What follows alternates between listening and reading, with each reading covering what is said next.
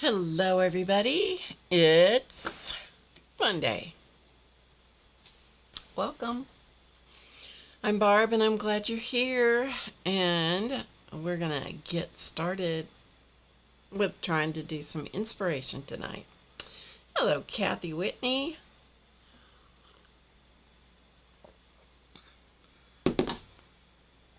It's nothing like a cup of coffee. Happy Monday to you. Good to see your name in the chat. I'm glad you're here. How's life? How's life for you? You doing okay, Miss Kathy? Hi, Connie. Hi, Starla. What is it with the @ sign in front of everybody's name now? Is that YouTube doing something fancy? Hi, Dorothy. And everybody has a number. Not only do they have a name, they have a number. How's Dorothy tonight? They just seem like they keep messing with everything. Anyway, I don't know if that shows up for you guys or just me. Kathy can't complain. Oh, it doesn't do any good, does it? Hello, Peggy. Hi, Linda and Tim. Tim says, thank you so much for the package of treats. Oh, he loves all the railroad things. Oh, good. That is good. She's fine. Okay, Dorothy, that's good to know. Hi, Beck. Miss Aunt Beck's Creations. Becky, glad you're here. Things are crazy. Yep. It's the nature of things. To be crazy. It keeps us nimble and adapting.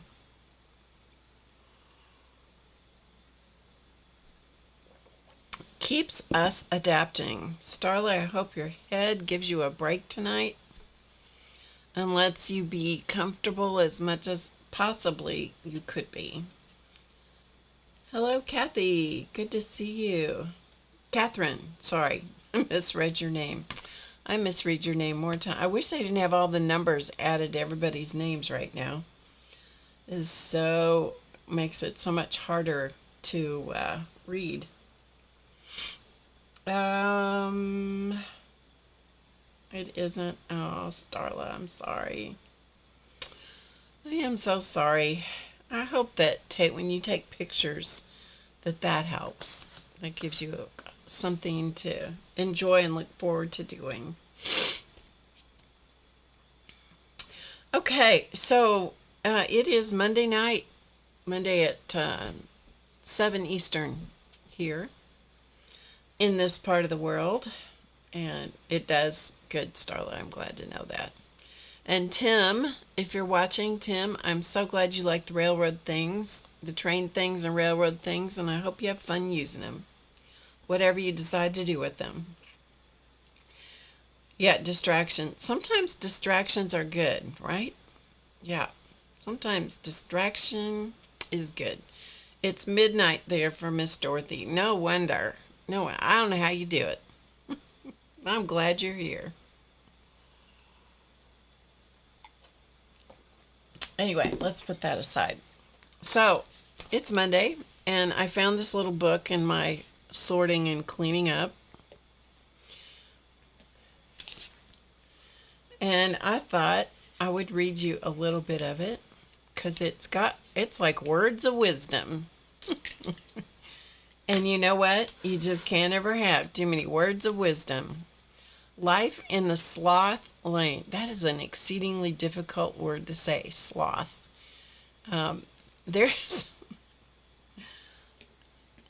There's a player on our team at the university, and his last name is Northweather. You want to talk about a hard name to say. Yeah. Whew. Anyway, this is kind of like that. Life in the sloth lane. Slow down and smell the hibiscus. There you go. Sloths are funny-looking creatures, aren't they? They really are. Anyway, let's read a little bit. So here is the first page. I don't remember why I bought this exactly, but anyway, I think it's an awfully cute little book with good quotes Slow and steady wins the race. Well, we've all heard that. For sure, we've heard that. They're just the funniest looking little creatures. Some of them are two-toes and some of them are three-toed. I did read that somewhere. Anyway, if you live in awareness, it is easy to see miracles everywhere. And there is that, his name, again, another name that's very difficult to pronounce. Take it slow. Sloths may appear to be sluggish, but they're not. Inappropriately idle. Sorry, I didn't read that right. But they're not inappropriately idle. It's both an adaptation to spend less energy and a defense mechanism against predators. Being motionless helps sloths blend in with the trees, and their slow movements slip under the radar of sharp-eyed foes like the fast-flying harpy eagle. Happiness never decreases by being shared. From Buddha. I mean, they're so strange looking. They're cute, you know. Hey, Joyce. Welcome, welcome. You need to let little things that would ordinarily bore you suddenly thrill you. Andy Warhol. I don't know if he's getting ready to eat those or if he's just taking a nap on them, but funny picture. Sleep's what we need. It produces an emptiness in us into which sooner or later energies flow. By John Cage. Look at that little. I don't know if they're considered a litter or what, but they're just so funny. Savor the sweeter things in life. Sloths subsist on a lean and green, low-energy diet of leaves that provides them with just 160 calories a day. Their only indulgence is the occasional hibiscus flower, the equivalent of sloth chocolate, which they eat petal by petal. Back in the day, I was a leader with Weight Watchers. This was a long time ago. And we always taught people that if they wanted to have a piece of chocolate or, you know, a small treat of some kind, that they needed to eat it very slowly and enjoy it. Yeah. So this must be what he's doing, enjoying it. Look, he's holding on to it with his... Yeah, isn't that a funny... I don't know if those are toes or claws or what, but anyway, yeah. Baby sloths are pups or cubs. Good information. Good information. For fast-acting relief, try slowing down. By Jane Wagner. I mean, he looks like he's a stuffed animal, doesn't he? Fits right in the basket.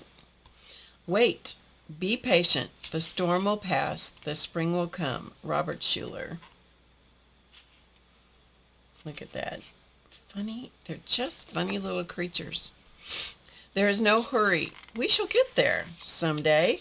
By A. Milne. If you see someone without a smile, give him yours. By Dolly Parton. Elton would agree with that.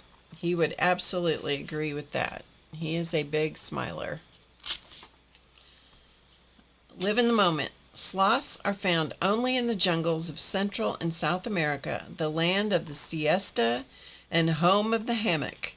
Could this be a coincidence? Most sloths spend around 60% of their time resting, either asleep or in a waking meditative state.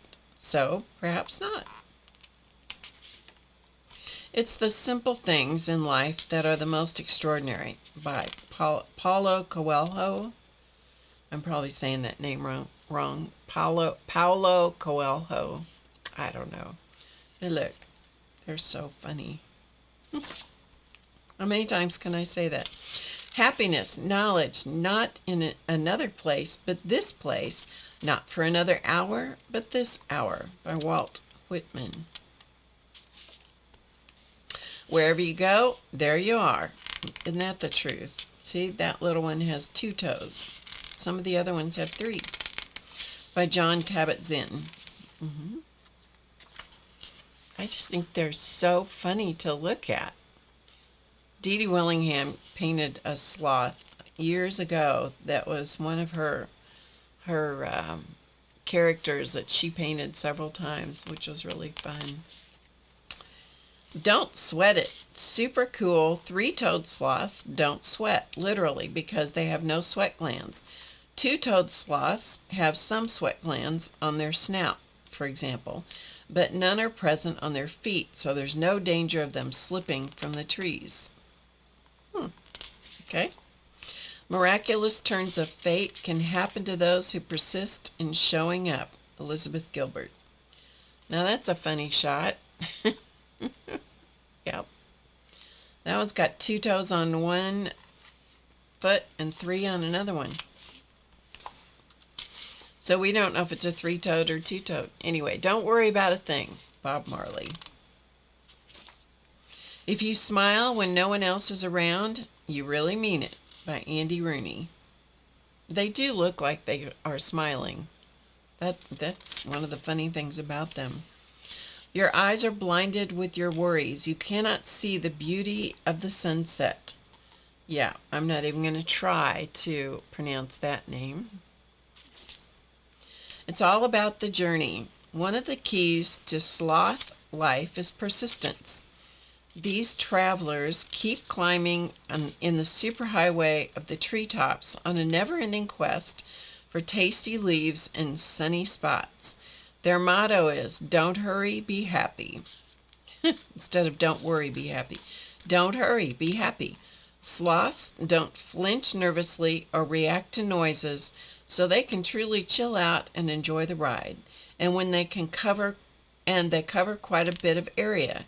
In the wild, sloths roam arranged the size of 5 soccer fields. Okay. Our life is frittered away by detail. Simplify by Henry David Thoreau. That's funny. Underneath a chair seat. Life is full of delightful treasures if we take a moment to appreciate them. Oprah Winfrey. Look, now this little sloth must be in absolute heaven with a whole basket of hibiscus flowers. Sloth chocolate, right? Be here now and savor the delight of the present moment. Deepak Chopra. That is true. I have this written many places. Be here now. Do not worry that your life is turning upside down. There you go. How do you know that the side you are used to is better than the one to come? By Rumi. That's true. We don't know. In other words, be where you are. Have patience with all things, but chiefly have patience with yourself. St. Francis, de Sales, I don't know. Embrace solitude. We're only going to read half this book, by the way. Up to the bookmark. Sloths are naturally introverted creatures, and they are very content to be alone. They don't need to seek out company. Although they don't mind socialization, most of their time is spent by themselves, peacefully communing with nature in their slow-moving arboreal journey. Arboreal? Who knows? Oh, more hibiscus. Let everything happen to you. Beauty and terror just keep going. Almost everything will work again if you unplug it for a few minutes, including you. Anne Lamott. That is another one of my favorite quotes. Almost everything will work again if you unplug it for a few minutes, including you. Dorothy has 2 speeds, slow and stop. She relates to the sloths. That's good. Always wear a smile. From the moment they're born, sloths have a serene and content look on their face, with an upturned mouth that gives the appearance of a permanent smile and a benevolent gaze that seems to suggest wisdom beyond their years. Sloths are the picture of joyful serenity. Forever is composed of nows. Emily Dickinson. More sloth chocolate there.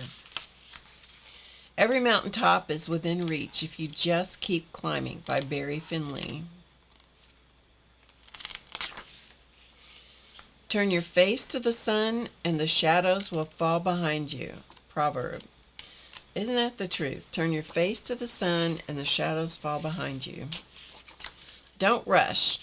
Sloths don't hop from tree to tree in a blaze of glory. They gently test the next branch to see if it's sound before they proceed. They move with the stealth and control of a Tai Chi master and are physically incapable of going faster than 1 mile per hour, since their muscles are engineered to move 15 times slower than other mammals. And the last page, here is our little guy here. Because inner peace and inner joy are independent of worldly circumstances, they are available to you any place and any time. Yeah, that's a good one. That's a good one to remember. So anyway, there you go. Life in the sloth lane. Life in the sloth lane. So, yeah. We'll finish that the next time we're together, whenever that is. Wherever you go, there you are. Yep, that's so true. Wherever you go, there you are. Okay, so I have been doing a little bit of painting in the journal, the gnome, that has kind of the gnome theme. So we'll go flipping through it and then we'll get busy and do some more painting. I hope you all are doing well tonight and that you had a good, I hope you had a good weekend. And we will chat. I'm just getting this ready. Okay.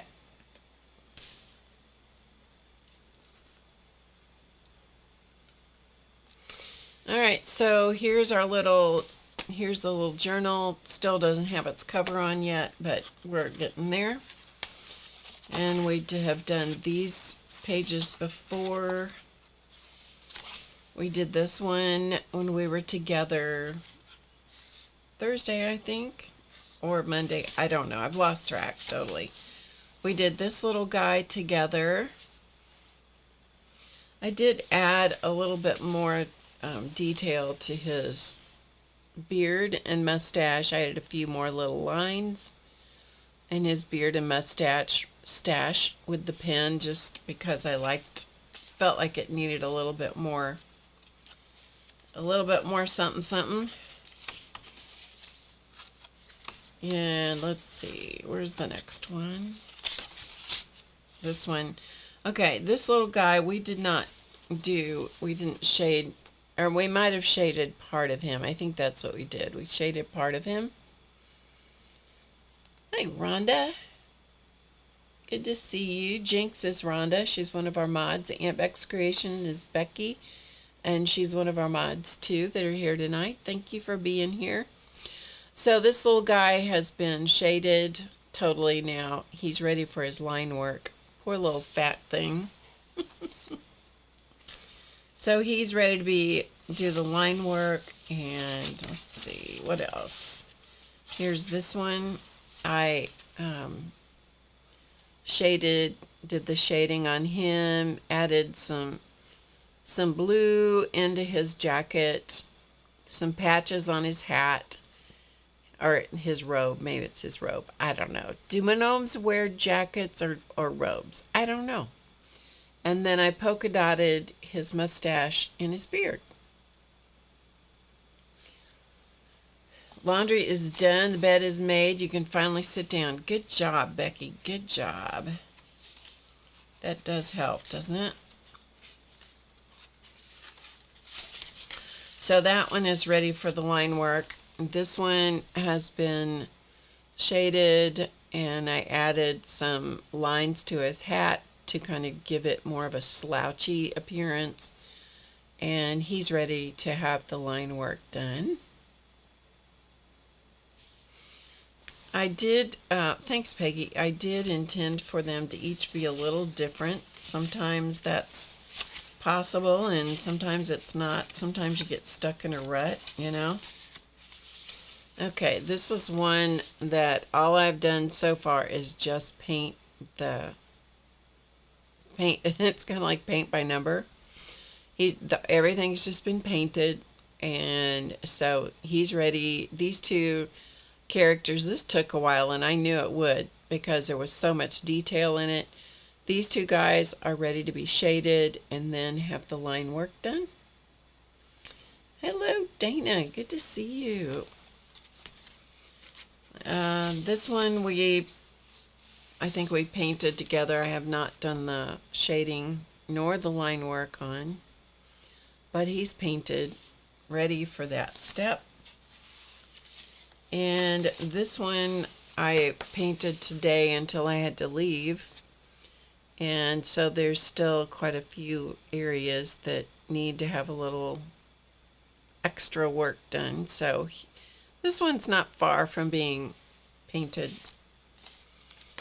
And I think there's only one more. And that's all I'm putting in here. Yeah, this one. So this one has only just been, the pattern has been put on, but not painted. So, okay.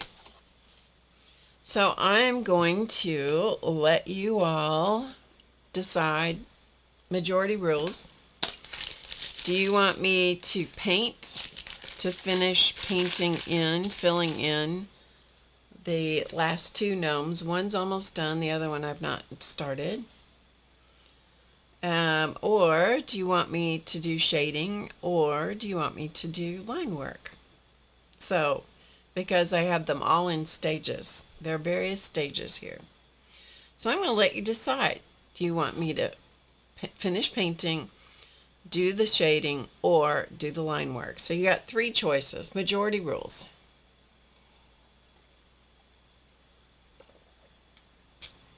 Rhonda says finish painting.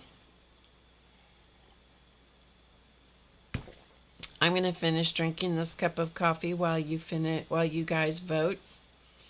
We got a lot of people here, so put in your opinion. Becky says finish painting.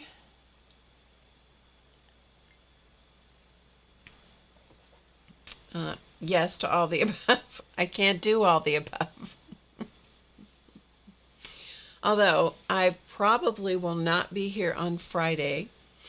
And I was thinking, I don't know.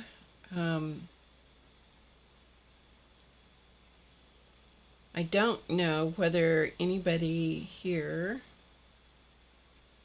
I don't know whether anybody streams regularly on Tuesday or not, but I was thinking that I might stream in the morning.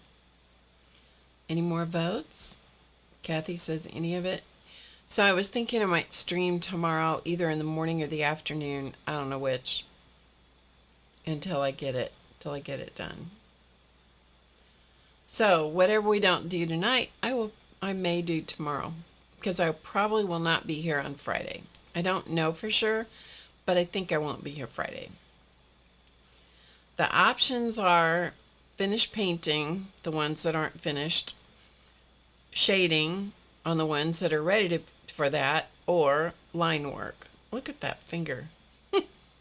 This finger has a distinct direction other than straight. Becky's going to be on at noon. Oh, that's right. Tomorrow's your Advent giveaway. Okay. And that's noon Eastern, Becky?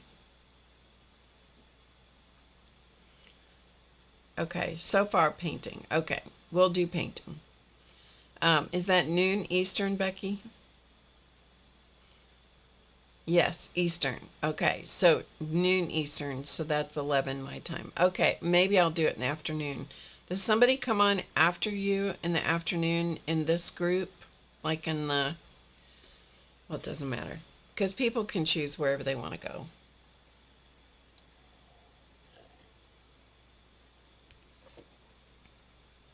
You got a Christmas pillow? A gnome Christmas pillow. How fun. How long do you stream, Becky? And Becky is doing an advent calendar giveaway that she has created. I've seen the little bags that she did. Beth in the evening. Okay, cool. I've seen the bags. She did drawstring bags to put all the Advent days in. About 30 minutes. Okay. Okay, maybe I'll stream after Becky does her drawing for her Advent calendar. You have to be present to win. Becky, can you stick your link in here so people, if people aren't familiar with your channel, they can see it and know the link? It's Aunt Beck's Creations, I think, is the name of the channel. Also, go over and support Becky, and you know, never know, you might win. You might win a really nice gift, a nice prize. It's open to people in the U.S. I do know that, understandably so, because it is crazy expensive. Crazy expensive. Shipping is insane. For sure. Okay, so we're going to go back and finish painting. All right. I'm going to zoom in close here. There's Becky's channel. Yeah, open to US only. I don't blame you. Not a bit. Okay, so I have my water here, and I put my paints in order. So I have all my paints, all the greens together, all the reds, etc.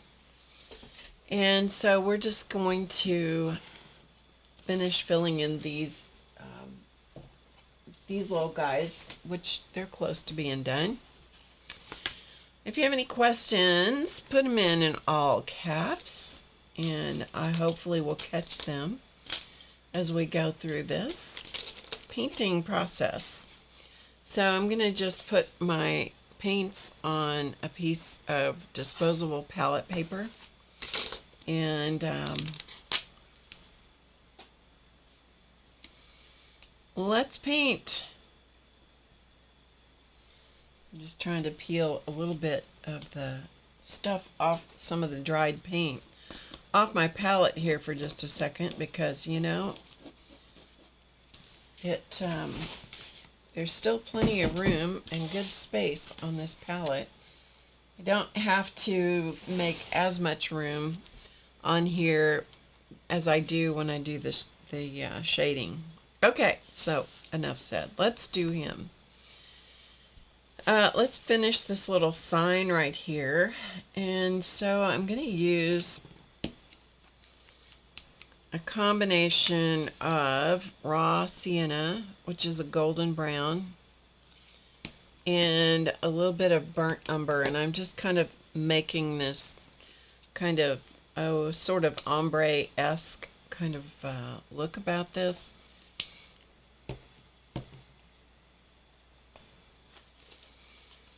And this, I've already painted the words or the letters in red, which I'm sure is a little...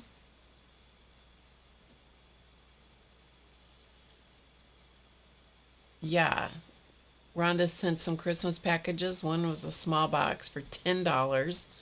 Cost her $50 to send them. I mean, it's crazy. It is crazy.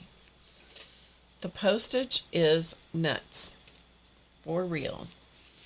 Okay, so I have some raw sienna. That's this golden brown. And burnt umber, that's this warm dark brown. And so I'm just going to kind of work between them. And let's fill in the little board on the sign. I'll tell you what else is nuts right now, and that is the grocery store. Yes, yes it is. I went today to get groceries. Because I thought, Monday morning, that'll work. No big deal.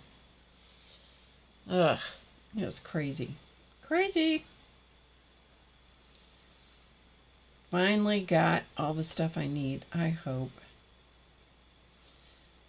We're going to Elton's daughter's for Thanksgiving. She's hosting. So we're going to her house, and so that'll be fun. She has 2 cats. One is named Mozzie, short for mozzarella. They are both of her cats are rescues. And one is named Gouda.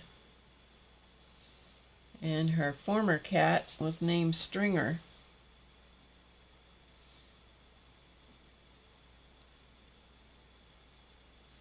And then her dog that ended up living here,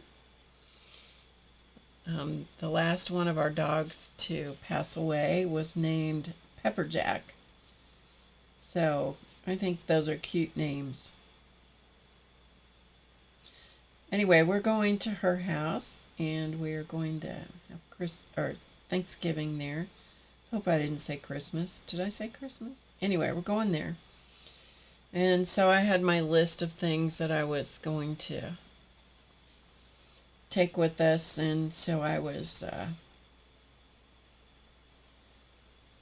hopefully getting all the ingredients I need. It's an odd thing to move into a different kitchen than you're used to and try to figure out how to set it up, because it's a different design than what my kitchen was at my house. And let me tell you, even after you set it up, then you got to remember where you put stuff,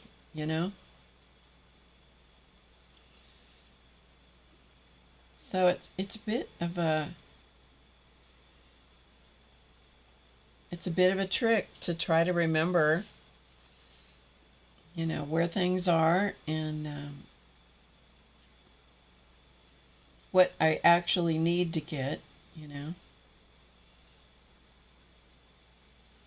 But anyway, I went to the store, and it wasn't too bad, except they'd rearranged part of the store. In the holiday time, at least here, I don't know if they do it where you guys are, but part of what they do is they put a lot of the things that are common holiday foods, they put those together in one side of one area of the store. So they'll, like rearrange everything. So that makes it just exceedingly handy, because now I got to remember, figure out where that section of the store is and what exactly have they put over there. It was crazy, but anyway. And our store has gone, or not our store, but the one that I used to go to, and I went back to it because I thought, I've got a better shot at finding stuff at the store that I'm familiar with, rather than the one that I need to get familiar with that's closer to me. And I had to go over on that side of town anyway. So anyhow, it was just a little crazy trying to find stuff. You know what I couldn't find? I couldn't find the dried fruit, of all things. I'm like, why would they hide the fruit? And they've moved that dried fruit, like raisins and dates and stuff like that, dried cherries and things like that. They've moved that in that store. I don't know how many times they've moved that dried fruit around. I'm like, craziness. Anyway, so what are you all doing for the holiday? If you celebrate Thanksgiving, what are you doing, and like what foods do you fix? Or do you go out? I've done that in the past, where we went out to eat instead of fixing. I honestly prefer fixing Thanksgiving dinner to any other holiday dinner because you don't have all the rush of trying to do Christmas and open packages and, all the nuttiness that goes with a lot of the Christmas hoopla. So I actually enjoy fixing Thanksgiving. I enjoy it quite a lot. All right, I'm going to put a little, lighten this up a little bit over here. Because I got it pretty dark over here in this one section. I'm just using a little round brush to fill this in because those little letters, I made it hard for myself, I have to say. I made it hard for myself over here. But that's not unusual. I do that sometimes. Okay. So what I'm ready to do is to finish his little scarf and the stripes in his hat and Santa's little outfit.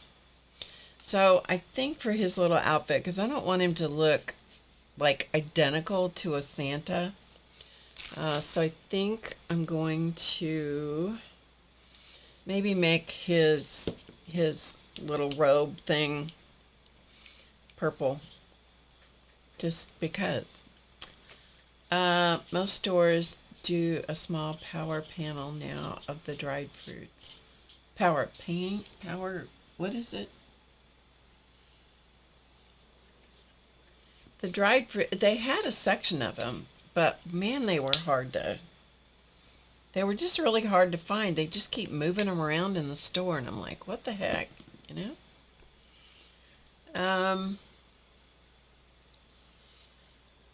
Becky's making layered Jello salad, Grandma's baked beans from scratch, and collard greens.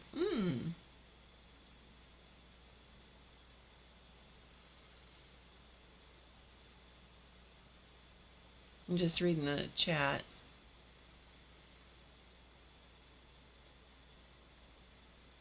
Oh, Becky, I'm so sorry. That is a stress. Yep.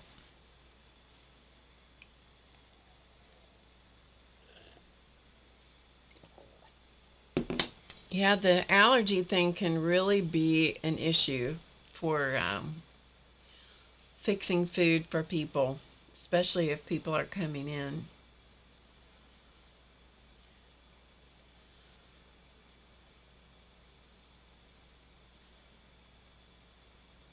Yeah, this is not on an end cap. This was buried there. They buried those dried fruits in like the candy section or something, close to the candy section.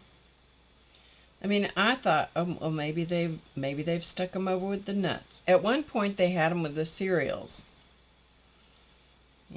Which kind of made sense to me that they had dried fruits over by the cereals. And I thought, well, okay, that makes sense. Well, they didn't have that. And then at one point they had them in the section where there was nuts, like peanuts and almonds and those kinds of things. They had them there. And then they took them somewhere else. So this time they had them kind of over by the candy. I'm like, okay, well, they're sweet, so maybe that makes sense. I don't know. Anyway, so yeah, I'm making wild rice stuffing because there are people in the group that can't do or prefer not to do bread stuffing. I don't much care for the cornbread stuffing. I'm not a big fan of oyster stuffing. And the stuffing or dressing, whichever it is, it's not going to be stuffed in the bird. The stuffing is just, basically a side dish. And the wild rice that I do is doesn't have any bread or corn in it. So I'm going to do that. And what else? My Elton's daughter asked me to make, I told her I would make whatever she wanted me to. And so she sent me a recipe for some kind of potato dish. It's an Irish mashed potato called cannon, I think it is. Mashed potatoes. I've never had it before. And so that could be interesting. Have any of you ever heard of that? Called cannon? I may not be pronouncing it the way it actually should be. Okay, he's got his little purple robe thing going on.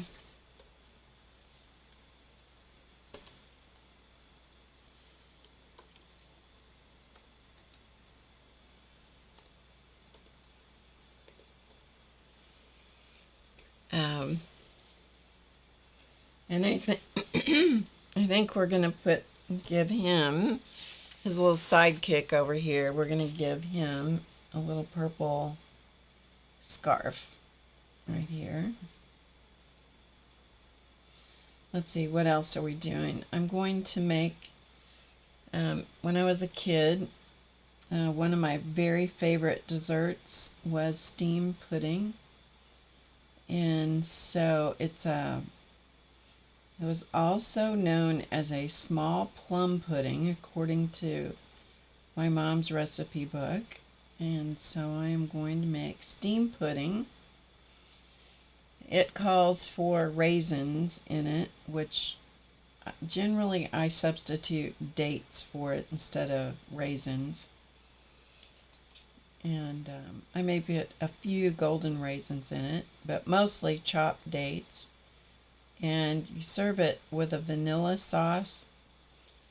And I'm telling you, it is worth the whole thing just to have the vanilla sauce. It is so good. It is so good. Anyway, so I'm making steamed pudding. And there may be absolutely no one in the group that likes it except for me, and I'm okay with that. Guess I'll bring it back home and I'll eat it at home, because it's so good.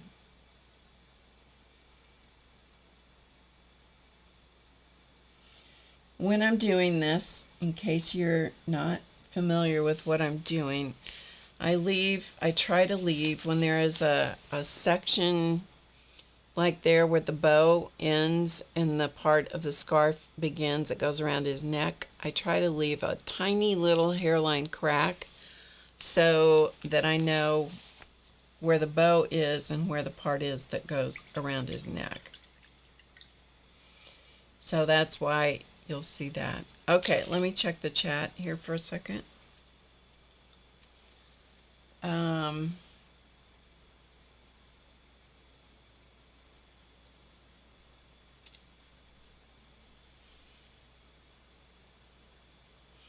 Okay. All right, I don't see anything that I need. Okay. So I'm gonna, while I have this purple out, I'm gonna use a little bit of it and fill in maybe a couple of purple stripes in his hat.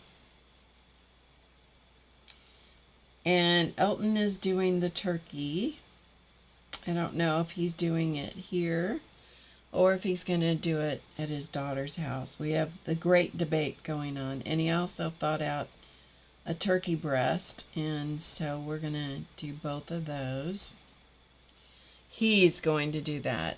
That is his job, not my job. I will, I'll brine it. I do like a brined turkey. So I will brine it.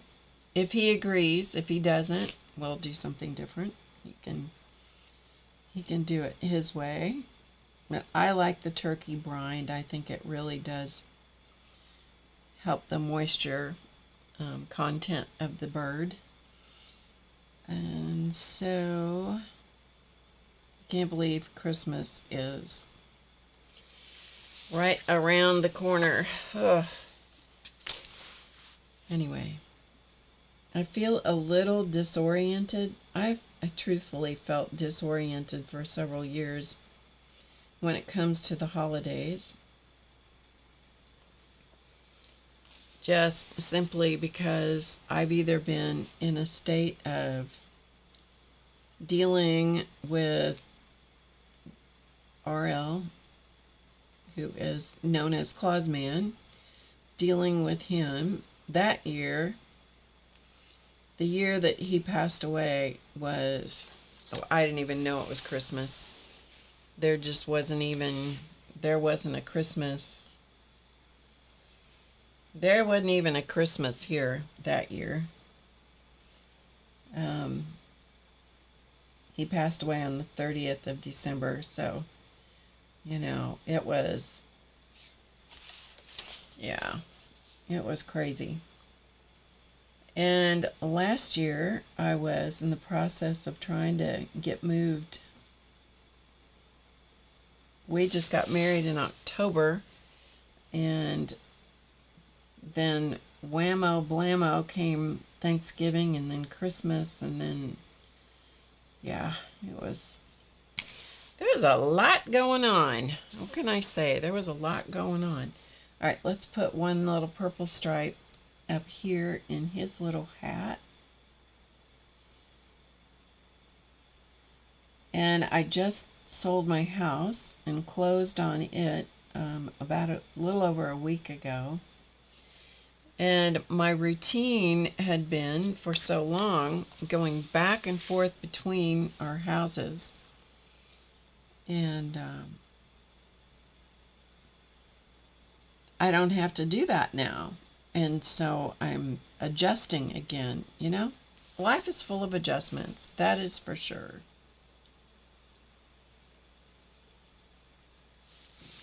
Okay, so we have purple here.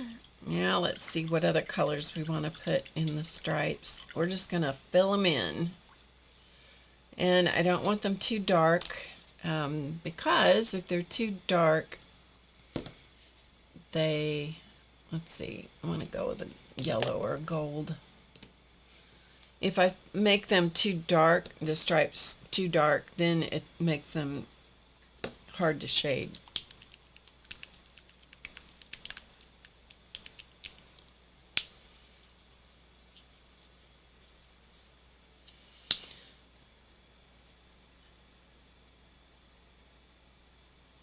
You made the Christmas pudding. How did you make the pudding, Dorothy? I'm curious. Can you share how you made the pudding? Tell us about it. I would love to know. Okay, I'm going to put some yellow in this little guy's hat. These little stripes, these little areas are so tiny that I'm having to take my glasses off in order to do that, which means it's difficult for me to see the chat. I know. First world problems here. All right, let's do a yellow stripe in here. As I've said many times, this stage in the painting process, whether it is in a journal, on a canvas, on a piece of wood, on resin or plaster, this stage is really the most important stage to be accurate. Once this stage is done and the base coating is all complete, if it's really accurate, then from here on it is pretty easy to do the finish details. If you mess this up and don't pay attention to this stage, sometimes you can't come back from it. It's just like priming the wall. If you don't prime your walls well when you paint, the finish coat of the paint never looks very good. No matter how many times you try to, or what you try to do to fix it, it never looks very good. So you want to do all of the detail stuff at this point. Pay attention to the details when you do your painting. All right, let's come up here and do another one. I don't know why I put in so many stripes on his hat. However, I do think the other one that I put all the stripes in looked pretty stinking cute, so I guess that's why I did it twice. I don't know. I'm not entirely sure.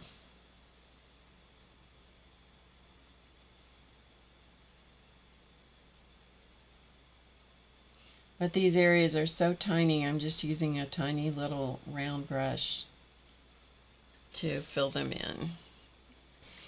Okay, and then let's do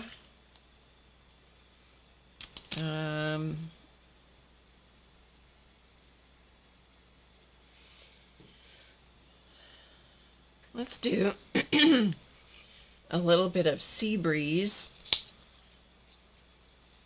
which is this beautiful aqua. Well, I picked up all my brushes with my palette. This color right here. This beautiful aqua color. And I'll be back to check the chat here in just a minute. I'm gonna finish painting in these stripes.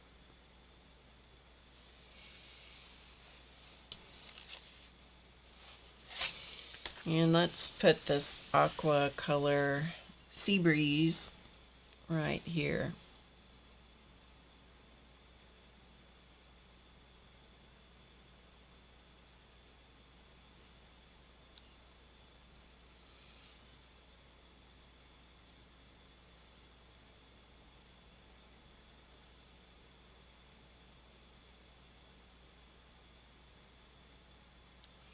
One of the holiday foods that our mom used to make was called cranberry ice. We didn't have a lot of things like cranberry sauce or relish, that I remember anyway, but almost always she would make cranberry ice, and she would serve it in little dishes. It was kind of like a cranberry sherbet kind of thing, but you had it with the meal. It wasn't a dessert. And every year for a long time, apparently that made a real impression on my son. And every year for a long time, he would contact me every Thanksgiving, because usually he had Thanksgiving with friends out where he lives in California.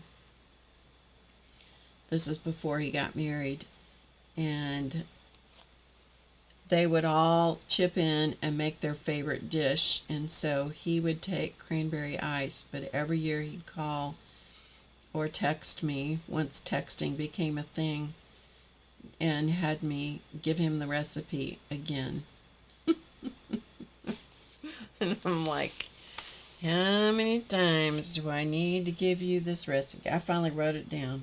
Sent it to him. It was called cranberry ice. It was really good.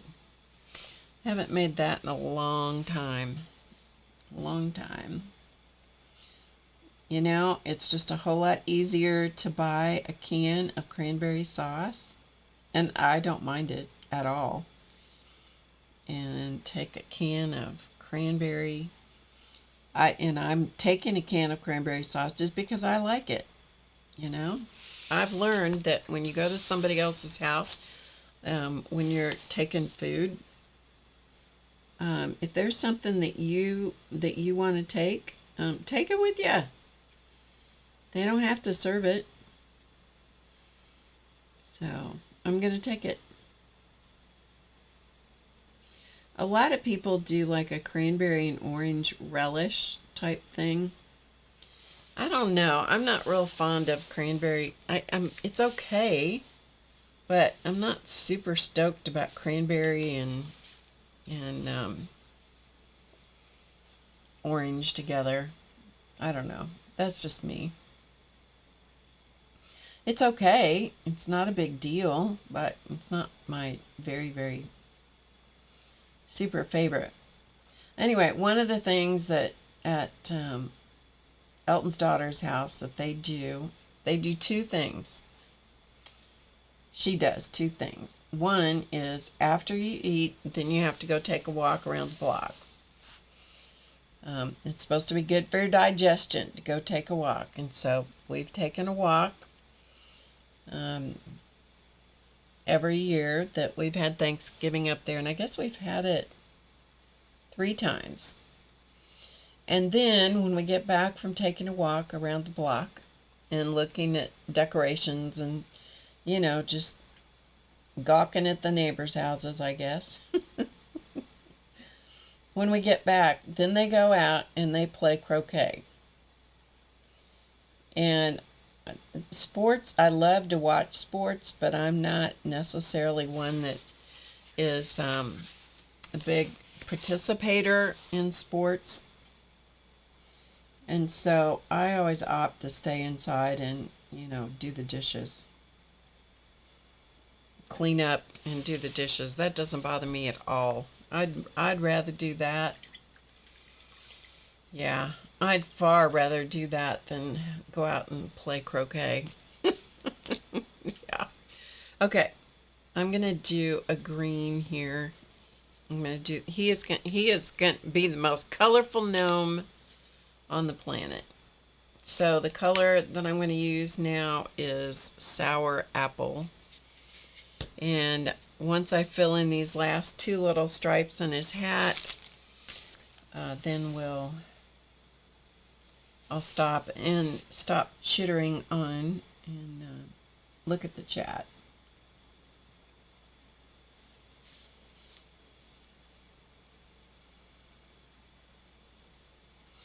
I have made homemade cranberry sauce.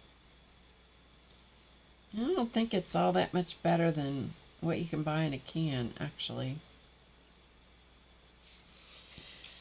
What can I say?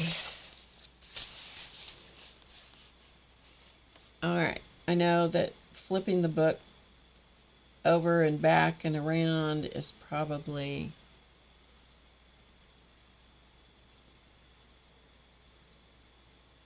can make you a little dizzy, for which I apologize. I don't know if I told you I went to see a new dentist last week because I lost part of a filling, or I lost the whole filling. It was out of the side of a tooth at the bottom of my. You know, when you start getting older, things start wearing out, including the fillings in your teeth, which is super annoying. Anyway, this filling fell out. I was trying to get in with this new dentist who is not taking new patients, but he's Elton's dentist. And I said, would you ask them if I could get in with them? Because my dentist had just retired, and so it was a good time for me to, you know, switch. And anyway, I go see the dentist because they had a cancellation, so that it worked out so I could go in. And in the dentist office is a dog. And that dog, I think the dog's name is Luna. And there we go. Okay, so I think I have all the pieces and parts here base coated. All right, let me check the chat. I'll tell you more about Luna in a second. Okay. All right, let's see what's going on in the chat. Okay, I asked Dorothy about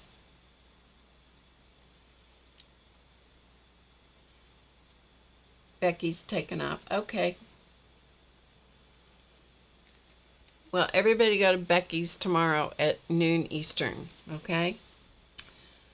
She's having a drawing for her advent calendar that she's doing. Okay, and I asked Dorothy about the pudding that she made. A mix of dried fruit, spices, and bread, bound with beaten egg and milk. Dishes are lined with raisins, and then they're covered and boiled for several hours.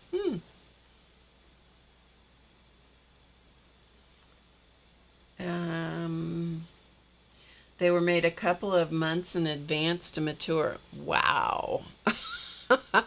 I don't do anything a couple of months in advance. Yeah.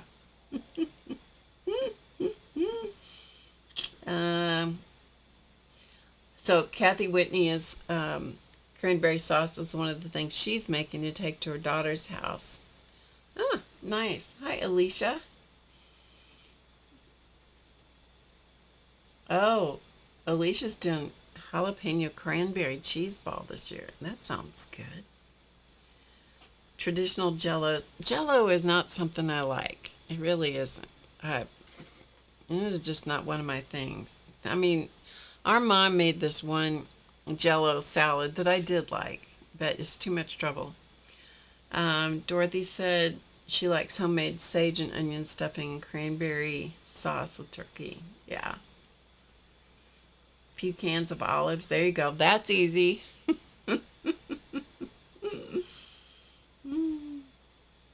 And Kathy's going to host the Christmas feast. Ooh, I want to come to your house.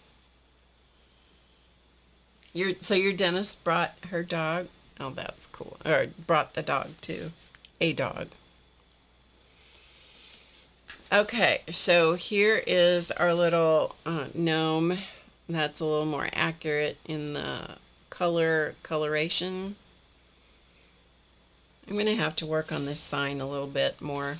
It's not working for me. So let's work on this sign just a little bit more. Need to see if I can lighten this up over here. So anyway, I go in there and here's this dog. Name is Luna. I think it's right. And apparently Luna comes to work every day. And as I looked over, Luna is on her back. I'm not sure what kind of dog she is. She looks to be like a hound of some kind, like just a hound of some kind. I really don't know.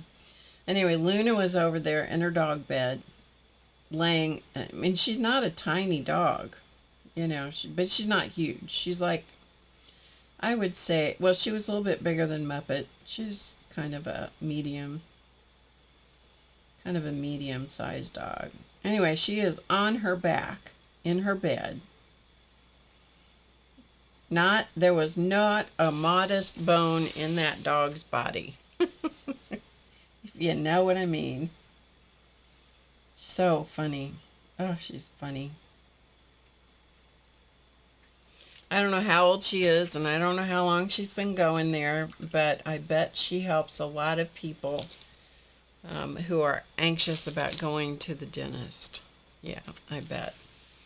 Okay, that looks a little bit better. I blended a little bit more. Okay, I don't think we have anything else we have to base coat here. Yeah. I'm glad you like the striped hat. That's cool. That's good. All right, let me hit this with just a shot of heat real quick.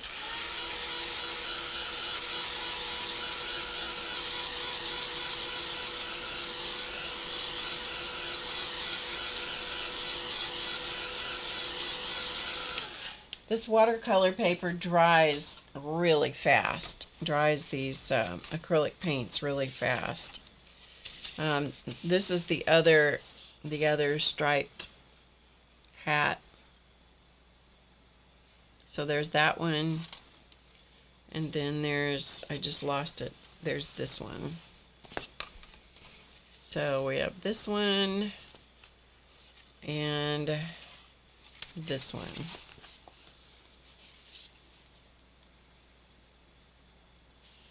They're similar, but they're a little different.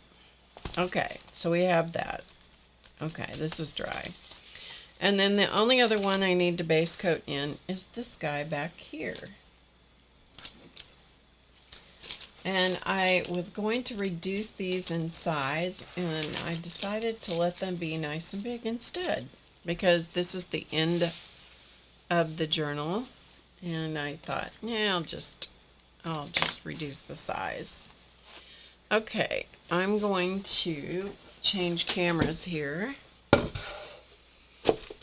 and see if we can paint this. See if I can paint this where you can see it a little better. So I have it propped up on a little easel type thing. So it's going to be a funny angle for you, but it's going to be a funny angle because I got to have it in the right angle for my hand. One year, Dorothy's brother stole the turkey and took a huge bite of it. That's not good. Yeah. Bye, Kathy. Good to see you. Thanks for being here. Okay, so let's, he has a very slouchy hat. I don't know what color we're going to do his hat.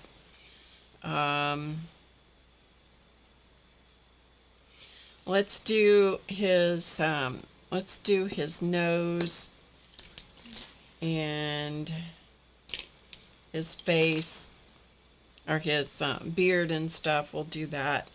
And then we'll move forward. I just go through and pick colors randomly. I've done enough of these now that I'm kind of running out of ideas about what I want to do. And so we're just going to kind of go, we're just going to kind of do it as we feel like doing it, right? Yeah, so this one Jell-O salad that Mom used to make, it had some name. I can't remember what the name. Maybe Peggy remembers the name of it.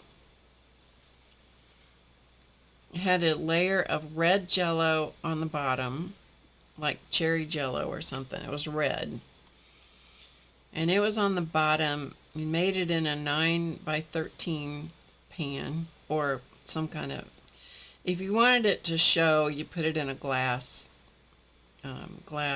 rectangular dish. I don't remember the exact name of it. Anyway, you had to put this red layer on the bottom, and then it had to set in the refrigerator. Okay? All right, well, that's all good as long as the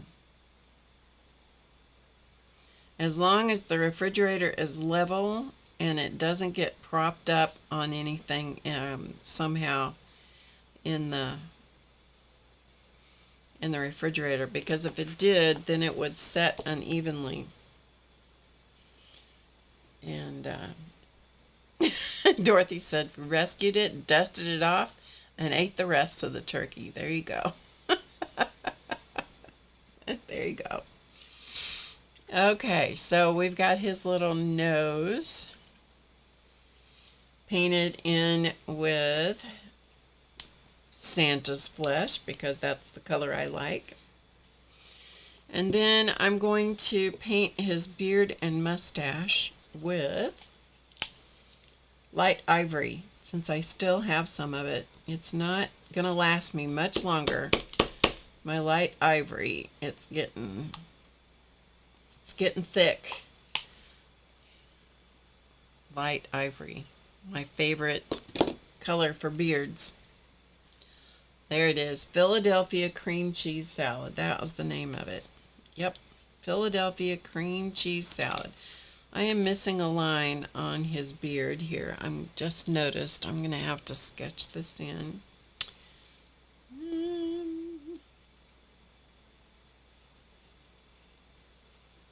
Okay, that makes more sense. And this will just, yeah, the rest of this will just be beard over here, but that needed an extra line that I just saw. Okay, so after the jello, the red jello layer set, you were making the middle layer, which had cream cheese, another kind of jello. I don't remember what kind. It has been 100 years since I made that salad. I have the recipe, but I'm just not a super fan of jello. Although, if I was going to eat a jello salad, this would be the one I would eat. And it also had marshmallows in it, but the marshmallows kind of, you know, they weren't, they didn't taste just like marshmallows. I mean, they were kind of, I don't know, how do I say it? They changed, their texture changed, and they became kind of fluffier. And I'm not a real marshmallow person either. I sound really picky. I'm not, but I sound like it. Anyway, there's other ingredients in it. I don't even remember how it's made now. But anyway, you that goes in the second layer, and it's the thicker layer. It goes in, and it has to set for a certain amount of time in the refrigerator. And the cream cheese, if you don't mash up the cream cheese real well, you get big chunks of cream cheese in the, you know, when you eat it. As a kid, I loved that. You know, I loved the big chunks of cream cheese. I'm not sure I'd like that so much as an adult. Maybe I would. I don't know. Like I said, it's been a long, long time since I made that salad. Whew, long time. Anyway. And then once that layer is set, so you can see why it takes so long to make this silly salad. Once it's set, then you go back and you put another layer. The rest of the red jello goes on the top. So it's got to be timed correctly, because everything has to set, but you don't want it to set too fast. Because if it sets too fast, then, you know, then you can't put that other red jello on the top. Anyway, it was a pretty good salad. I'm just not, you know, I grew out of my jello phase, I guess. I don't know. Anyway. So. And there was a salad that Mom made that she called Yummy Salad. Or maybe we called it Yummy Salad. I don't know. But it was salad that you ended up, it was a jello salad, and it had marshmallows in it too. And I think it had strawberries or something in it. But you'd whip it so it became light, you know, like lighter in color and lighter in texture. And it had Cool Whip in it, which I can't even stand the thought of today. You know, if I'm gonna expend the energy and the calories for something, I'm gonna use real whipped cream, not fake chemicalized stuff. That is not my thing. Listen to me being picky, honestly. Okay, so here is our little beard on our little guy. And now I'm going to do, trying to get this to be a little better here. And then I'm going to put his mustache in up here. It is interesting to have the colored backgrounds, because The colored backgrounds were acrylic washes, acrylic paint, thin acrylic paint washes in the background. So they don't move. The acrylic paint, because it is acrylic, does not move like watercolor could. But it still affects the whatever goes on top of it a little bit. If the paint is pretty thin, then it can kind of come up through the whatever I'm putting on top of it, and it can affect that color that's being on top of it. So it's kind of interesting to see how it what it does there, how it affects the colors going over it. I do like the acrylic washes because they are stable. Once they're dry, they're stable, and they don't come up, they don't move or fade away or do any other stuff. But you just kind of have to be prepared for unexpected surprises sometimes. The biggest hint I can give you when you're base coating things is to move the item that you're painting. That's why I keep flipping the book around, so that your hand is comfortable in the painting process. Keep your hand as comfortable as possible, and it will make it much easier for applying the paint.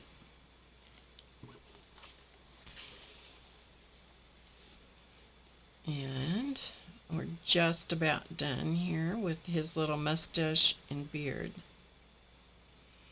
One of the reasons I wanted to put in his mustache and beard at this stage is because down here where his beard curls around, that area right behind there, both pieces of that are a foot. And so I thought, if I don't get that in there, get his beard in there, I'm going to forget that that's his foot. And if I only painted that part his foot and not that part, yeah, that's going to look real strange. Real strange. Okay, so beard, mustache, nose. And now I'm going to put this pom-pom up here on the top of his hat. That's what this funny looking thing is. I'm going to put it in this color as well, which is the light ivory. So I'm going to put that in.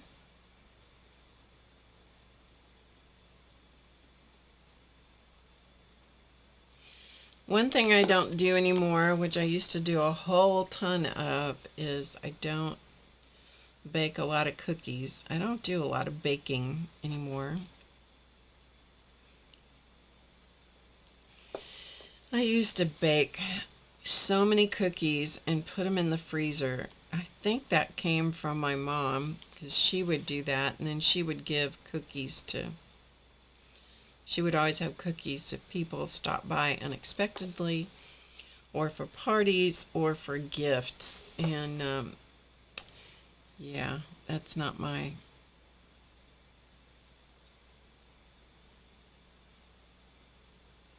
I don't need to do that. I don't need to do that. Okay, so there is our little tassel pom-pom on his head. And while I am here, I'm rinsing out my brush. I'm going to paint in his nose, the snowman's nose.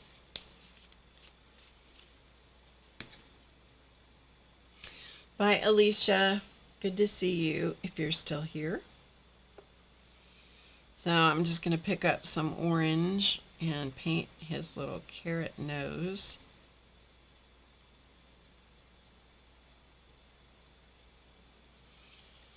This is a darker orange than I intended to pick up, but you know, that's okay. You know what? It's okay. He'll just have a little bigger carrot nose than I expected to have.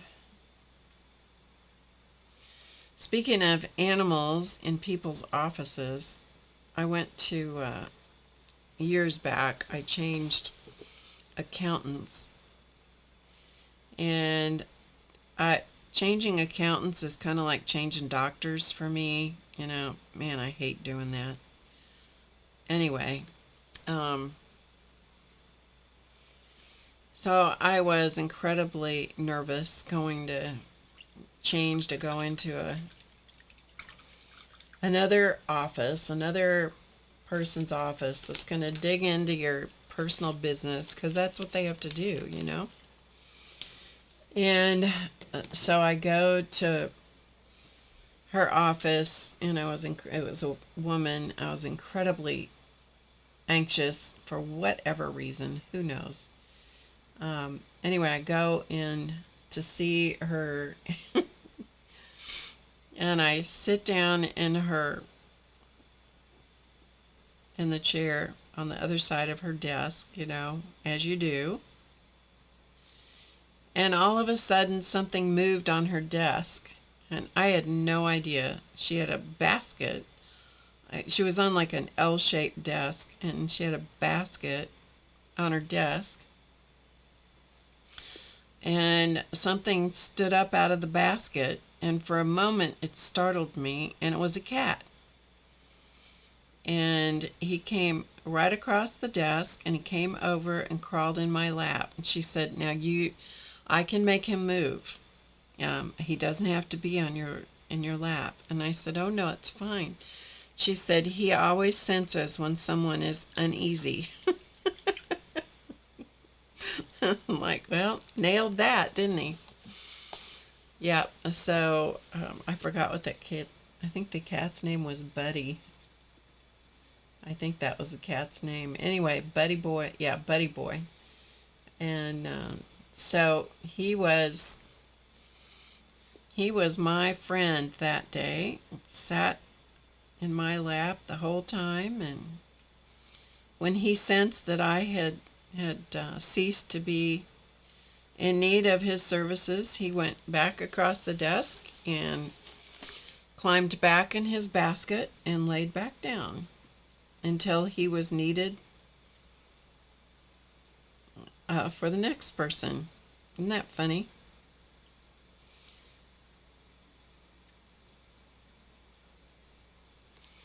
Sweet boy. Yeah, Buddy Boy. I'm pretty sure that was his name. Okay, that's a shoe.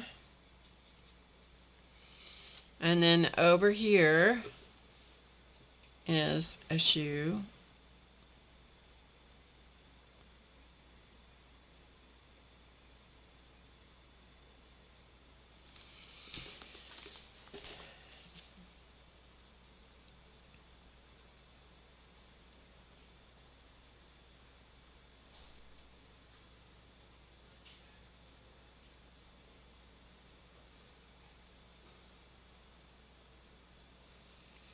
Alright, so there's that part of the shoe. And then here is the rest of the shoe in here. And this is the part that is easy to forget on this little gnome, because there's the rest of the shoe right there. Once it's painted in, it will make sense. But when you're just looking at the sketch of it, it doesn't make a lot of sense. So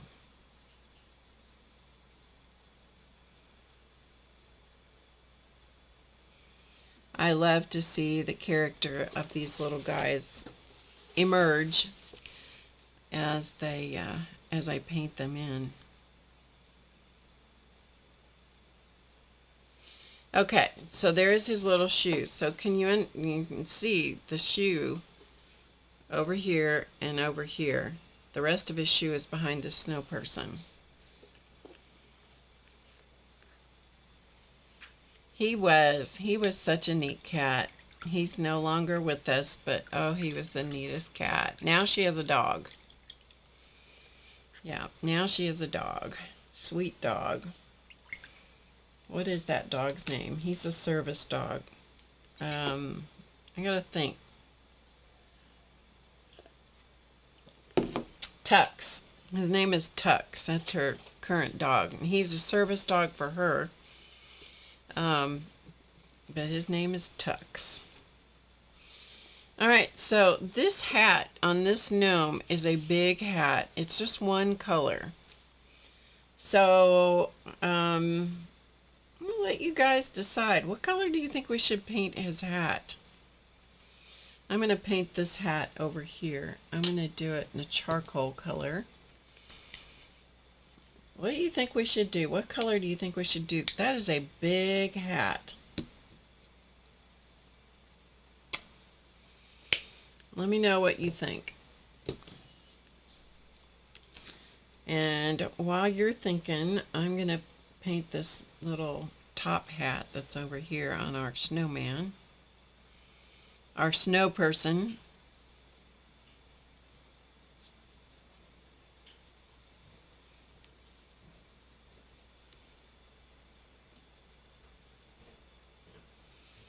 I hear someone sneaking up on me. He's trying to walk so silently down the hallway. Aww. Thank you. You are so nice to me. Thank you. It's Thanksgiving. Oh, thank you. Did you test it to see if it was good? Look what he brought me. He brought me a coffee. Aw, that was nice. That was nice. I think I might keep him. You think I should? I'm thinking about keeping him. Yep, I think I'll keep him. Sneaky Elton. He is sneaking down the hall. Sorry, I keep getting this kind of out of the shot here. So would you guys be interested in having me stream tomorrow afternoon? If you are, let me know in the chat. And I will stream after Becky gives away her advent calendar that she's doing tomorrow. She's doing that drawing tomorrow.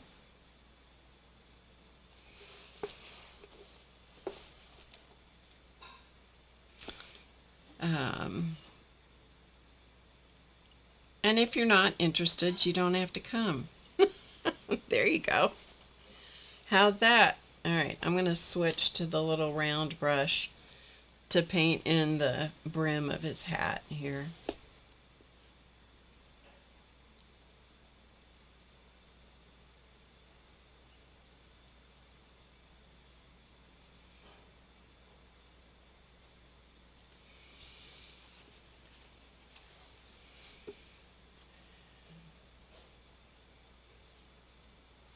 This is a charcoal gray. It is really a dark one, so we'll probably, most of the time I start with a lighter color and then go darker with the shading.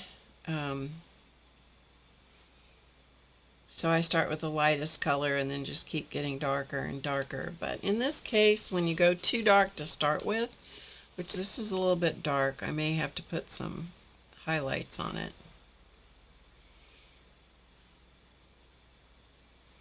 And you'll see the crack between the hat band and the top of his hat. That will get filled in when we do the shading. See that little crack? That just gets, what that does is let you not have to guess. Keeps you from guessing where that part of his hat is. Okay, afternoon would be good. Okay. Red or green for his hat. Pink. Starla said pink. Is that what Starla said? Pink. Yes. Starla says pink. You know, I'm not even sure I have pink. That might be kind of fun, actually. Let me see what I have.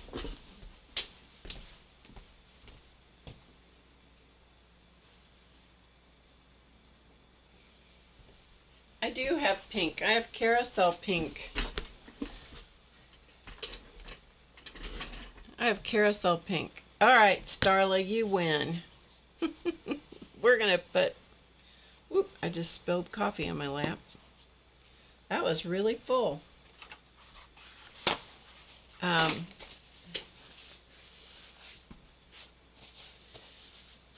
I'm going to put, I think, just in honor of Starla's poor head, we're going to put pink.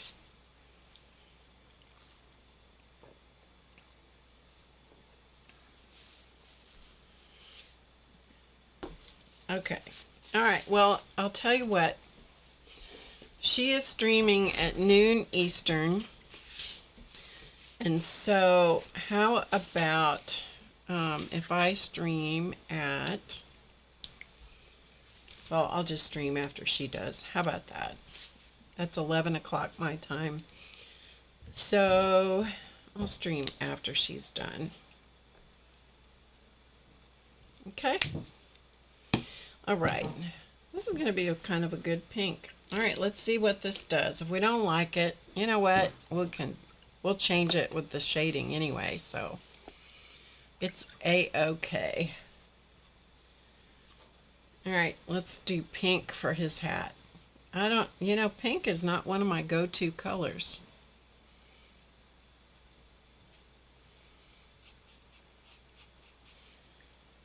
And actually, it's going to look good on this page, so.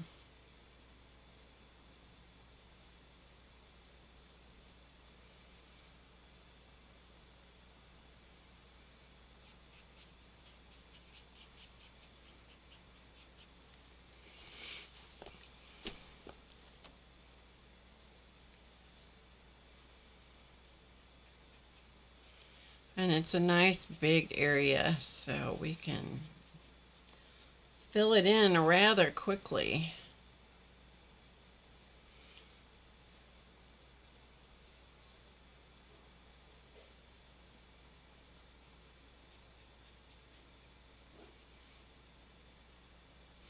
Do any of you watch Kate at the Last Homely House? She did a really interesting video on Sunday. And it was a map of... She did it with hexagons. It was a hexagon quilt.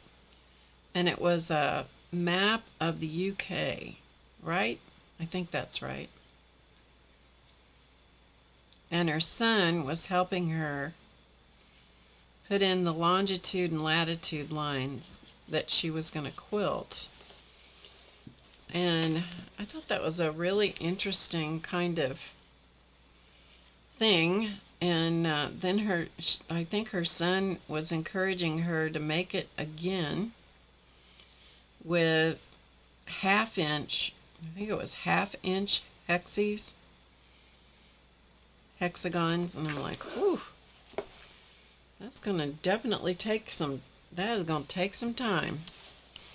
That's going to be a lot of hexes, but it was going to allow her to get more detail in the map, I think was the point of that.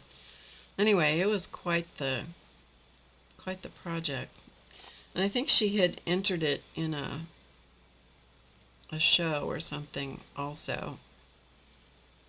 And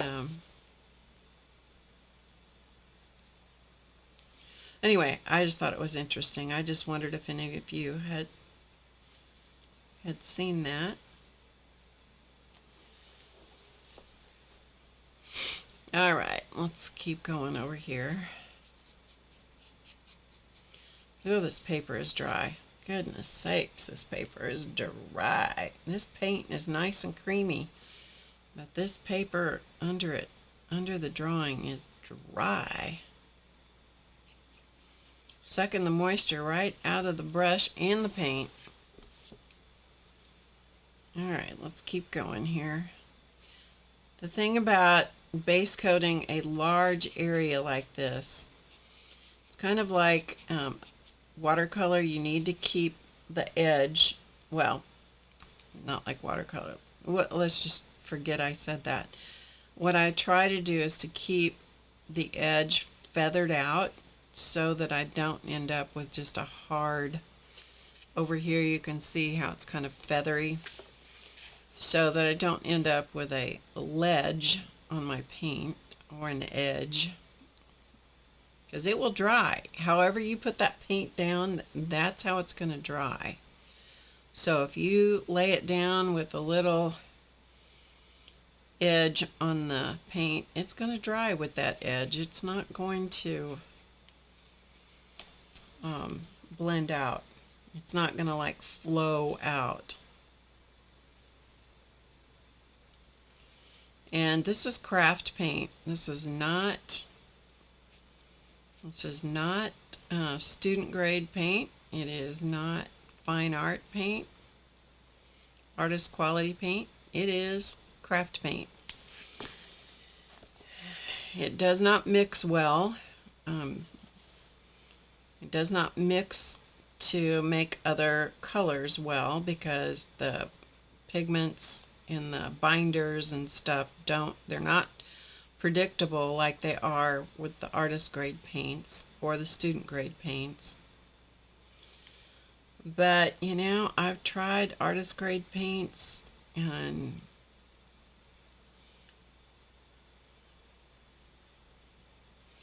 you know, I just have better success doing this kind of painting, this kind of technique, using craft grade paints. And I've painted a lot of stuff with the craft grade paint, and the colors have maintained. They have not faded out. So it's just what I keep using for this kind of stuff. Every so often I go back and I try to use the artist grade paints, and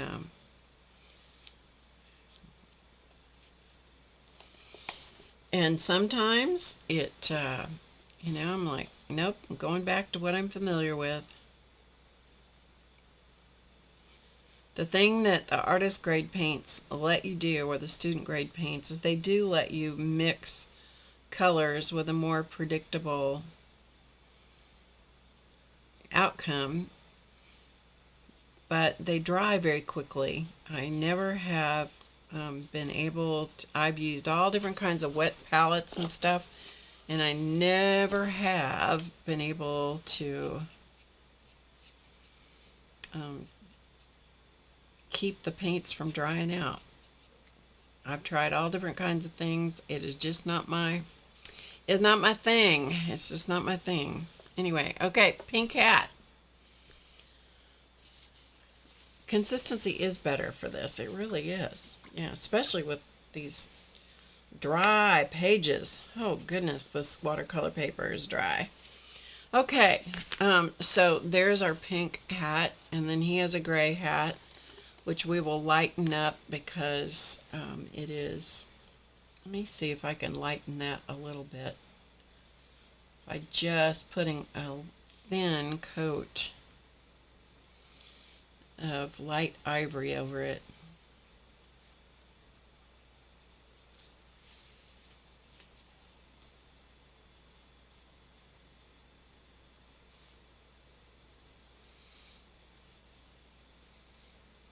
And would like it to be a little bit different, a little bit lighter.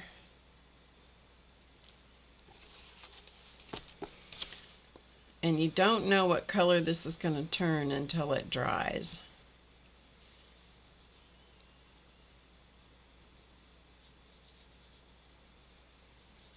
sometimes when you put one color on top of another, you end up getting more of a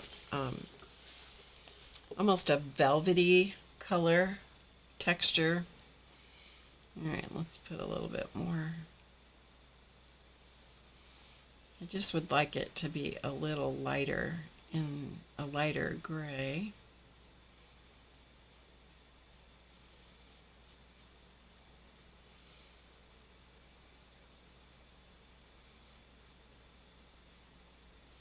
That dark gray was really dark.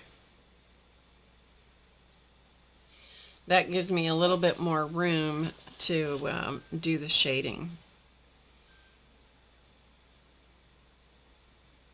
Yeah. Okay. All right. I'm a little happier with that.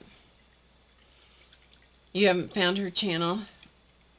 Yeah, it's The Last Homely House is the name of the channel, I believe. Somebody here will know, I think. Okay, all right, I'm just rinsing that color out of my brush. All right, so there we go. All right, let us, in order to, I need to bounce the pink around in here a little bit more. You can't just have one giant pink thing.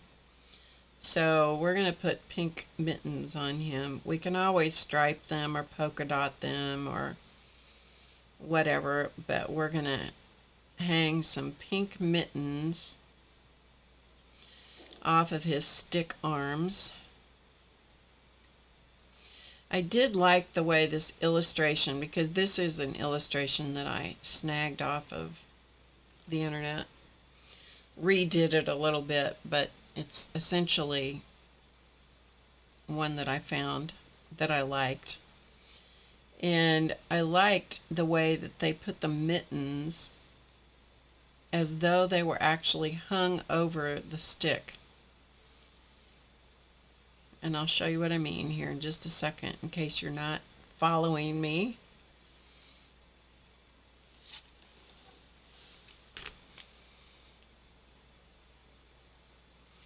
As though gravity is involved.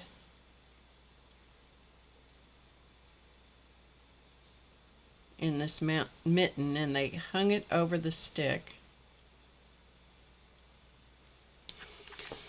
You see how it's, the bulk of the mitten is hanging down on both sides? I think that is so cute, the way that they did that. It's like, well done, whoever did this illustration. I mean, I took the illustration, it was a full color illustration, and then I traced parts of it off. Anyway, I'm not selling it. Oh, that's all right. No worries, Rhonda. No worries at all. Okay, so we have pink hat and we have 2 pink mittens. That gives us three areas of color. It's always good if you have things show up in 3s or more, but at least 3. Where is our little guy over here? Okay, so you can see on here I have things, especially on the Gnomes hat, showing up in 3s, but also bouncing the colors around so your eye moves around the illustration. So the only one that I did not do that with was the green on his, well, I have it down here, but this light green. So it's best, it will look best if you use things in 3s and bounce things around in the illustration.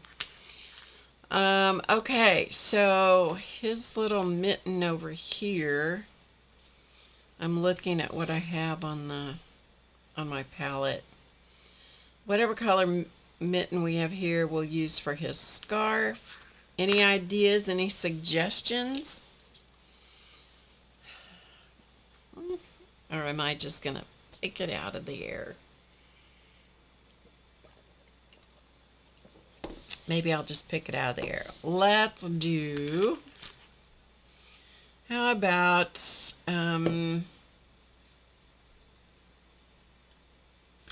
Starla says blue.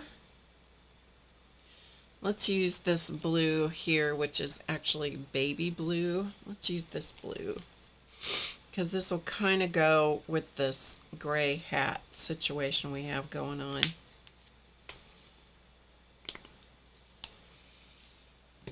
And it's light, so we can shade it with another blue, darker blue, like an ultramarine. All right, let's paint this mitten blue, and then we'll paint the scarf blue. This little mitten has a little cuff on it.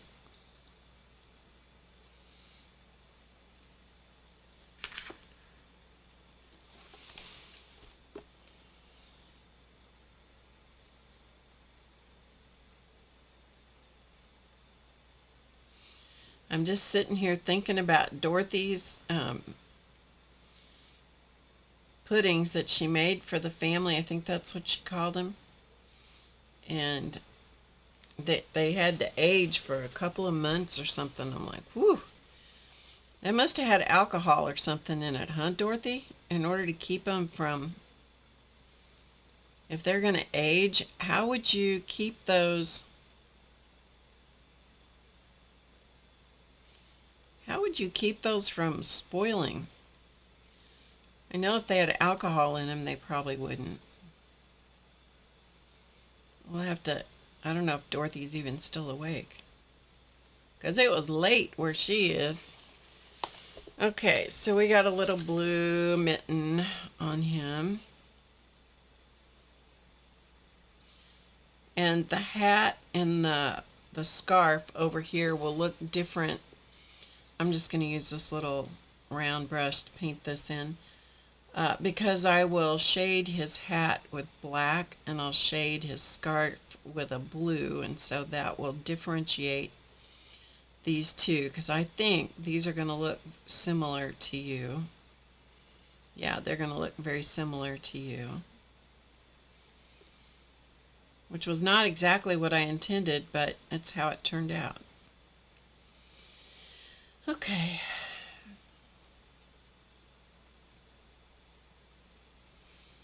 Okay, leaving a little crack here so I know where the scarf, the two parts of the scarf. One overlaps the other. Another thing you want to do when you base coat things in is you want those... the different edges, like this is the edge of the scarf, you want it to be smooth if you can get it to be smooth.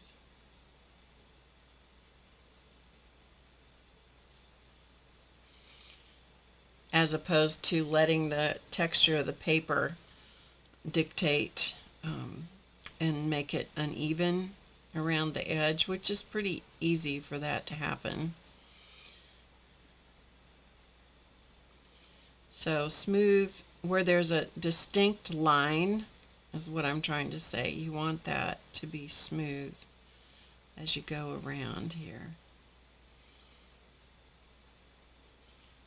I hope that makes some kind of sense. Sometimes words are hard, people. Sometimes words are just real hard to come up with.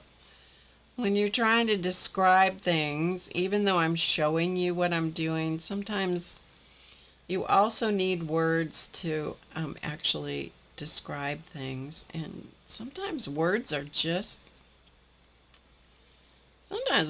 hard. All right, so we have his little scarf, which is kind of folded over, and so I've left some little cracks there in the fold over. Boy, the light is not helping me right there and right here. Just little indicators so I can see where those edges are. Same thing down here. Okay? All right. So now what we need is we need to paint the sleeve of his little garment. That's apparently the only thing you're going to see that's the garment on the gnome. And then we got to paint in the snowman, and we are finished with this base coating. This was an easy one. Dorothy went to bed. Okay, we'll ask her tomorrow. We'll ask her tomorrow. What color are we going to put his little green? We're going to paint his little sleeve in green. Just because. We have sour apple or sour. I have 2 bottles of sour apple. This is ridiculous. No one should have. No one needs 2 bottles of sour apple. But you know what? That's exactly what I have. Obviously, I like that color. That's what happens. You buy it's like buying the same books over again.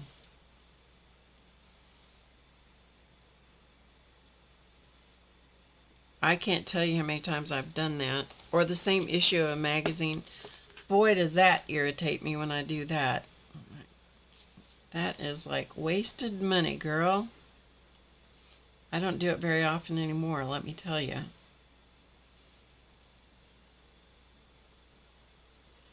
All right.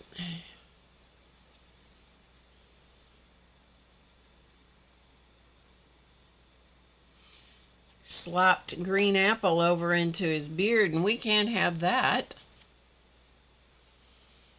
Yeah, I can have sour apple, or I can have sour apple.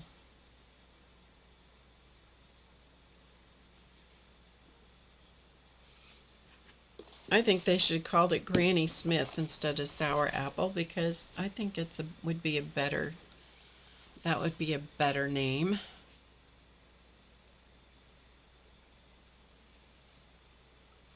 I do like working with the angled brushes. It took me a while to get used to working with the angled brushes, but I really like them. The other day somebody asked me when I was doing the shading if you had to use an angled brush for the shading, and the answer to that question, now that I've had time to think about my answer, is no, you don't need that. The angled brush for the shading. The reason I do it is because I always put the shading color on the long edge of the brush, the long edge of the angle, and that way when I am reloading the brush I never have to look at which edge has the color, because the color is always on the longer edge. And that makes all kinds of sense and saves a whole ton of time when you don't have to constantly look at the brush. Because I can't tell you how many times with a straight flat brush I will pick up color on both sides of the brush. It's just, just because you're not paying attention. But if you have an angled brush, the long angles where I always put the shading color. So I don't have to stop and look at the brush to make sure I'm loading the same edge of the brush. Okay, so that's the answer to that. It's only a week or so late to tell it to you. And this little cuff on this mitten I don't like, and so I'm going to just take that off and just make it a whole mitten. Therefore, that's going to work a lot better for me. And also there is another thing here that I don't like, and that is this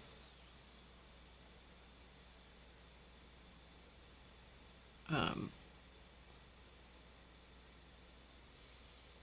going to make this mitten bigger because it's going to come over his beard and over his shoe. So I'm just reshaping that a little bit because I like that better. Okay, that makes more sense to me to put that mitten in front. Okay, good enough. All right, now we're gonna paint this little snow person, and I'm going to paint it. Okay, so we have light ivory, and the other color I have is vintage white. I'm going to paint it in vintage white just because I don't have a particular reason. I'm just going to. All right, let us, I'm going to need to paint in his little face. Let's see if this brush will do it.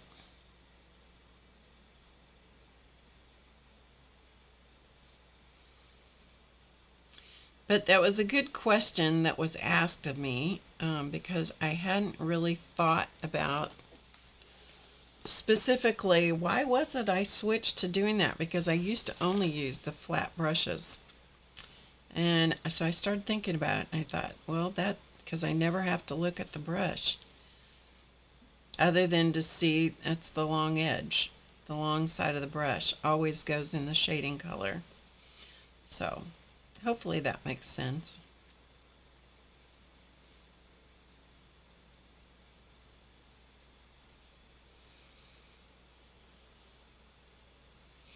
Yesterday we went to Sunday school yesterday at church, and they always have, somebody always brings treats. Most, probably 95% of the time, somebody brings treats to Sunday school. I mean, it's like we're children and we can't eat breakfast at home, you know. Anyway, I'm going to have to switch to my other brush here. So it was our turn to do treats, and so we went to Starbucks. Because don't you know, this was Elton's suggestion that we would go to Starbucks, and because it's the time of year when they come out with the Cranberry Bliss bars. And so we bought Cranberry Bliss bars and pre-cut up fruit. You would think that we didn't have time to cut up our own fruit, but it sure was easy. And the funny thing was, I mean, I'm getting stuff out of these boxes and putting them on, and I put them on a pretty glass plate, and put the fruit in a pretty glass bowl. You know, I mean, dazzle them with distraction if you need to, right?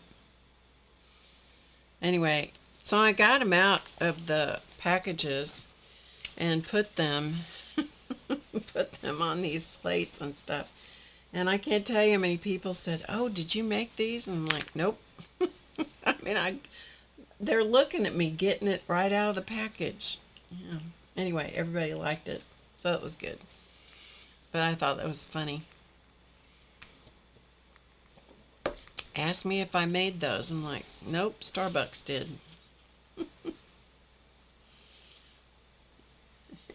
Did Elton show up in the chat? He did.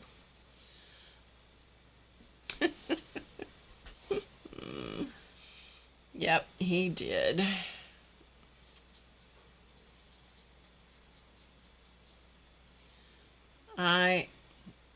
We have a good time together. We do. I have to say that after a year of being married to Elton, I am very glad that I married him. You know, it takes a little while to get used to living together and figuring out how you do stuff. And I moved into his house, and so that is also comes with its own adjustment for me and for him. But I'd say, you know, it's been a pretty good adjustment. There have been a A couple bumps here or there, but you know, that's only because I'm not as perfect as he is. Mm-hmm.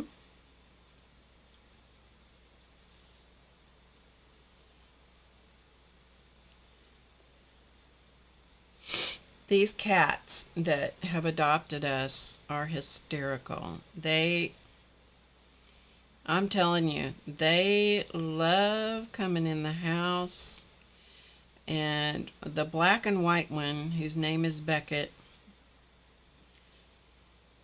I think he must have left his mother too soon. He's 4 or 5, they're 4 or 5 years old. They're, and he likes to nurse anything that's soft and cuddly. That can be the elbow of my shirt, my flannel shirt. It can be an Afghan, like a fleece blanket. He's fine with that. He doesn't care. But oh my goodness, he can get his drool going. Oh, he loves to be in here. He was in here with me this afternoon, all cuddled up on a fleece blanket, and he was having a great time. Oh, he's a mess. That cat is a mess. They're both great cats. And Beckett, the black and white one, is the smaller of these two cats, and he's also of the two cats, he is a bigger bully. He wants to bully the other cats that have lived here way longer than he has, and he likes to tell them that they need to go away and not come in and eat their food in their food spots. Kind of a big old bully sometimes. But he's the smallest of the 4 cats. Silly old boy. Okay, and so there is our the last ones that are painted in, base coated in. I do like how his little hat looks. It looks kind of fuzzy. That's good. That's what I was after, and we got it. So that is that base coated, filled in, and then we'll make these guys turn into something, hopefully before I'm done with you guys, I hope. And so we have, let's see, let's go back. So there's that one, which still needs his outlines and stuff. And so to finish up, we have this one needs to be shaded. So we'll work on this one. This one needs to be shaded and outlined. And then this one needs the same things, shading and outlines. And then this one. So we have several that we have to finish, but we can do it. The ones that need outlines will not take long to do. The shading takes longer, but the thing that takes the longest is what I've just finished, which is the base coating. So what I was comparing here, and I don't know that you'll be able to see, this is the light ivory, and this is that vintage white. This is the vintage white, folk art vintage white, and this is the light ivory, and they are a slightly different color when I look at them. I wanted to see what they look like on the page, and there's not enough difference to say anything about. Oh, and this little, I see a spot that is not good. Let me finish this up while I still have some paint on the palette.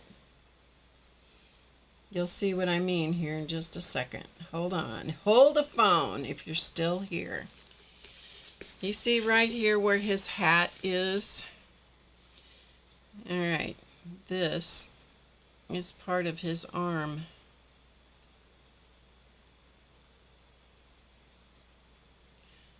That tiny little sliver of green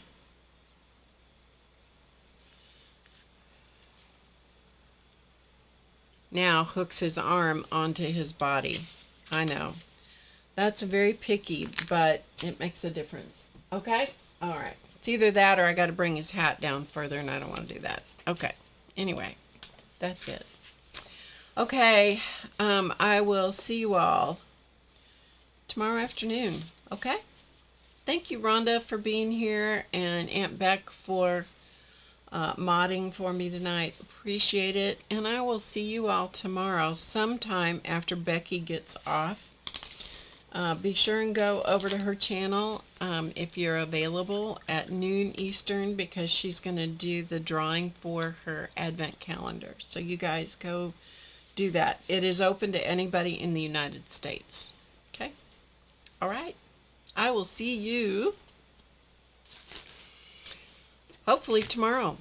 Okay? I probably won't be here on Friday, but I don't know for sure yet. But probably not, because we're going to have guests here. So, all right. With that being said, I will see you hopefully tomorrow. As always, remember to get creative today, tonight, tomorrow, every day, because you know it's easy. And I'll see you before you know it. Bye for now. Thanks for being here, everybody.